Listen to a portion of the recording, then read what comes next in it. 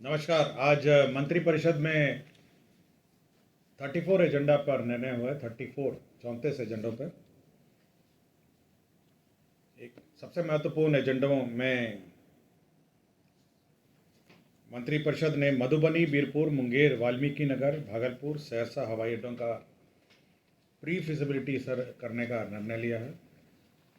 और यह pre feasibility airport authority of India limited करेगी और इसके लिए 2,43,17,676 रुपये अग्रिम निकासी की अनुमति दी है।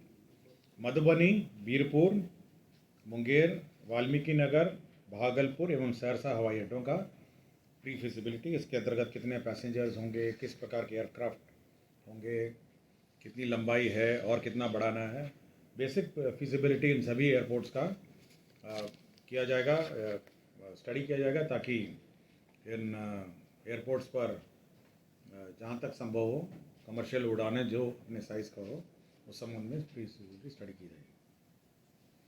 दूसरा है बिहार बायोफ्यूल्स उत्पादन प्रोत्साहन संशोधन नीति 2025।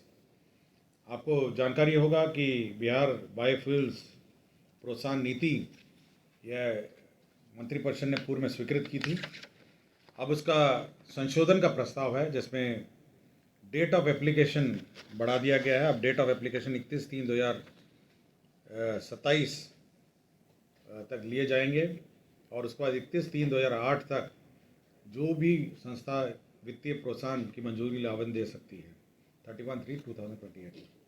तो डेट्स का जो टारगेट डेट्स है उसमें संशोधन किया गया है बायोफ्यूल्स में, जो इथेनॉल बनाती है कंपनी। औद्योगिक प्रोत्साहन नीति 2011 के अंतर्गत आच्छादित 74 वैसी इकाइयाँ जिन्होंने सक्षम प्राधिकार का अनुमोदन प्राप्त नहीं है, उक्त नीति के अनुरूप शेष अनुमान्य अवधि के लिए देय अनुदान का भुगतान करने की स्वीकृति दी है। तो आपको जानकारी होगा, जब 2011 की पॉलिसी ख़त्म हुई थी और 2016 की पॉलिसी शुरू हुई थी, तो कुछ जो इंटरमीडिएट पीरियड में अस्वीकृत या स्वीकृति की प्रक्रिया में लंबित जो उद्योग थे उन्हें वित्तीय प्रोत्साहन नहीं मिला था। उसी का आलोक में ऐसे 74 इकाइयाँ हैं जिनके संबंध में राज्य सरकार ने निर्णय लिया है। खेलो इंडिया का गेम्स बिहार में शुरू होने वाला है और आपको जानकारी होगा कि 4 मई को से आरंभ है। इसी के अंतर्गत खेलो इंडिया में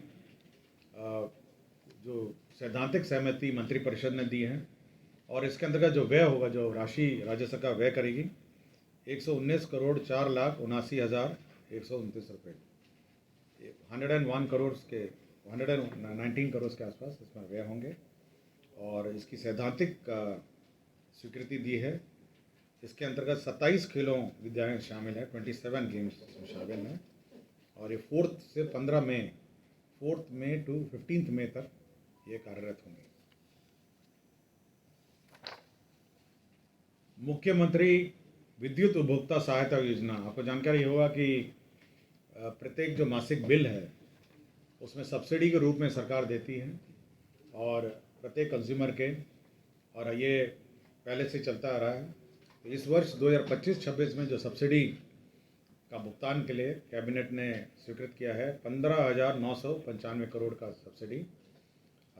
तो ये अप्रैल माह से मार्च 2026 तक का ये सब्सिडी अमाउंट है और हर बिल में आप देखते होंगे एक सब्सिडी अमाउंट अंकित रहता है, तो उस सब्सिडी अमाउंट के लिए ये राशि है।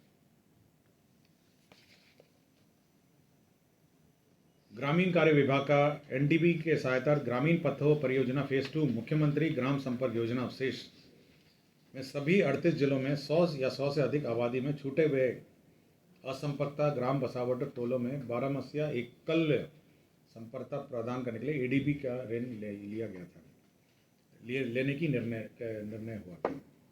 आपको जानकारी होगी 100 से ऊपर की आबादी का जो भी संपर्कता है उस रोड्स को कनेक्ट करने के लिए एडीबी से हम लोगों ने